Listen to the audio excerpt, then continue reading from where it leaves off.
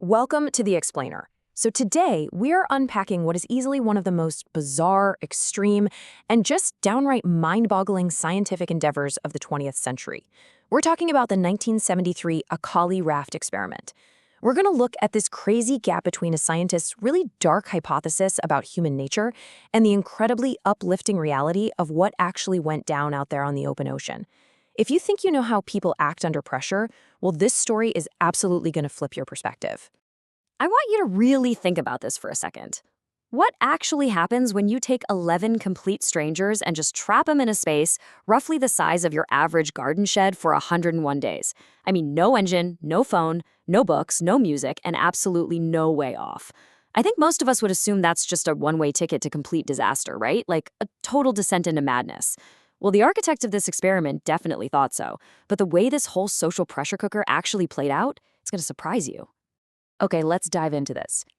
The experiment needed volunteers, and, nobody forced these folks to go. A total of 11 people stepped onto this raft, named the Acali. Now, 11 people might not sound like a huge crowd if you're hanging out in a living room, but you gotta remember, this is a group of complete strangers. They represented 8 different countries, and they were completely, totally isolated from the rest of civilization. It is, honestly, a pretty terrifying thought. But here's where the reality of their situation really sets in. The raft itself was 12 meters long, sure, but the actual cabin where all 11 of them had to sleep, that was just 4 square meters. The ceiling was so incredibly low that they couldn't even stand up straight inside it. They had to sleep side by side in this alternating order, male, female, male, female, by design. And as for privacy, completely non-existent. The toilet was literally just an open hole right out on the deck. It was totally exposed to the ocean and totally visible to every single person on the raft all day, every day. And that gender breakdown, 6 women and 5 men, that was absolutely no accident. The lead scientist intentionally chose more women than men because he was firmly convinced that sexual competition would just cause conflict to erupt that much faster. He even admitted to picking these specific volunteers in part for being, and this is a direct quote from the guy, sexually attractive. I mean, he was actively trying to light a match inside this tiny, claustrophobic little powder keg. And this lead scientist, Santiago Genovese, meticulously stacked the deck to guarantee that friction. Look at this lineup. He brought together a Catholic priest, a Swedish female sea captain, who, by the way, happened to be the very first woman in history to hold a maritime command certificate, a professional French diver, and an Israeli doctor. He purposely mixed different religions, different races, and different languages. He wanted maximum friction. He stocked the raft with alcohol, rigged up recording equipment absolutely everywhere, and just sat back, fully expecting human nature to completely destroy itself. Now, publicly, Genovese called this whole thing the Peace Project. But as you might have guessed, that was a massive lie. See, Genovese had spent 40 years obsessively researching one really dark question. Where does human violence come from? And his incredibly grim conclusion was that it's just hardwired inside all of us.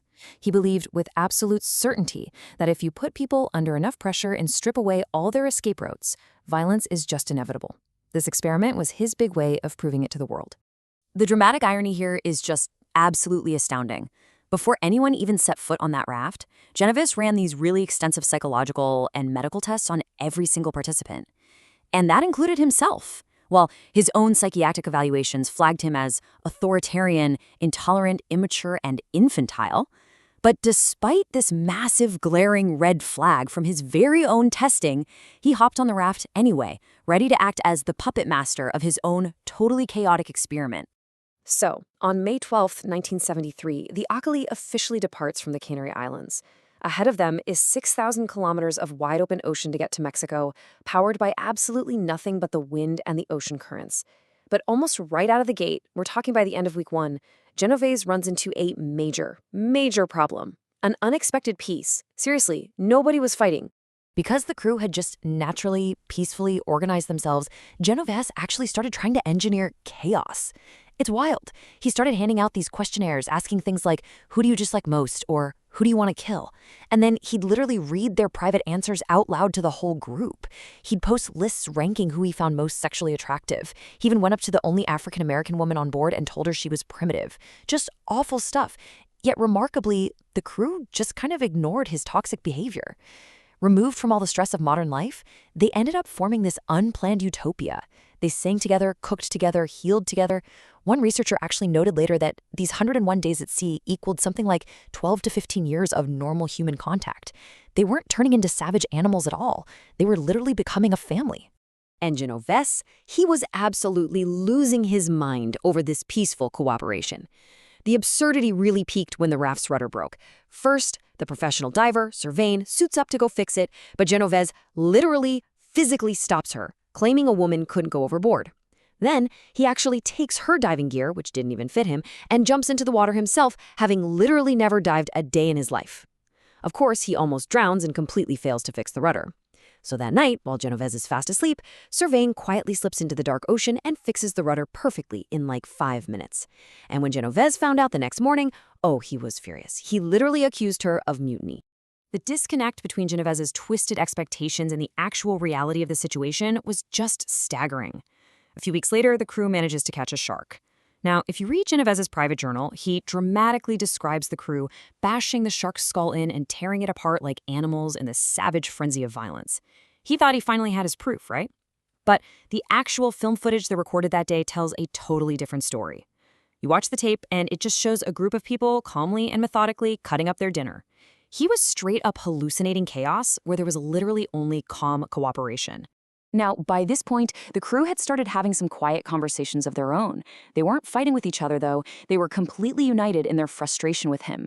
Actually, they started seriously discussing whether their incredibly toxic scientist might just happen to, disappear over the side of the raft one night and look like a tragic little accident. Ultimately, they decided against it, which, let's be honest, was incredibly generous of them considering the absolute psychological torture he was putting them through every single day. But the tension finally boiled over when this massive hurricane started approaching them in the Caribbean. The Swedish captain, Maria, knew they needed to find shelter immediately or the raft would straight up sink. But Genovese? He actually argued that this extreme storm was exactly the pressure cooker he needed to finally trigger that violence he'd been so desperately looking for. So he physically removes Maria from command and declares himself captain. Now, under international maritime law, removing a captain at sea is legally considered mutiny, and it is punishable by death. That is how wildly out of control this guy had become. So the storm hits, and all 11 people are crammed into that tiny 4-square-meter cabin for days on end. And yet, they still stayed completely calm and just looked after one another. But then came the real climax, the freighter crisis. A massive cargo ship appears on the horizon, and it is heading straight for their tiny little raft at full speed. Genovese, the man who designed this whole thing to prove how everyday humans crack under pressure, just completely panics. He is literally running in circles on the deck, utterly useless. And it was Maria, the actual captain he had just illegally removed, who calmly steps up, organizes the crew, and fires off flares to divert this giant ship at the absolute last possible second. Finally, on August 20th, 1973, exactly 101 days after they left, the Acali reaches Mexico. And the aftermath was just a complete and utter disaster for our scientist. The sensationalist media had branded them the sex raft. Genovese's university was so embarrassed by the whole ordeal that they publicly cut all ties with him. For those final weeks of the journey, Genovese had essentially just given up. He stopped taking notes, he hid below deck, claiming to be terribly sick, even though the onboard medic was pretty firmly convinced he was just faking it for the attention. Meanwhile, up above deck, the crew just joyfully swam, laughed, and celebrated surviving together. But here is the absolutely crucial point. Genovese actually did have a moment of clarity. In a quiet moment alone, sitting down there in disgrace below deck, he opened up his journal and he wrote one remarkably profound sentence. He wrote, "Only one person on this raft has shown any kind of aggression, and that is me, a man trying to control everyone else, including himself." He had built this massive psychological machine designed to detect the hidden, latent violence in everyday people. And in the very end, the only violence his machine found was the violence inside him. Now, let's jump way ahead to the year 2018. A filmmaker actually managed to track down 7 of the surviving crew members and built a full-size, totally accurate replica of the Acali raft. He invited them all to come back aboard. And you know what the incredible thing is? When they stepped back onto that tiny, claustrophobic deck, several of them immediately said that they missed it. They missed the profound connection they had. They missed living in a space where there was absolutely nothing left to perform, nowhere to hide, and where they had to rely entirely on each other. Which brings us to the final question I really want to leave you with today. I think most of us go through life quietly assuming that if you strip away all the rules, the noise, and the escape routes, people are eventually going to show you something pretty ugly. Santiago Genovese spent 40 years believing that aggression was in there, just waiting to get out. But those 11 people on the Acali, they proved something entirely different. When you give people a real crisis and absolutely nowhere to run, what tends to come out isn't violence or chaos at all. It's something much quieter and much more beautiful. It's trust. So, if you were on that raft, which instinct would win out for you? Thanks so much for joining me for this explainer, and I'll catch you next time.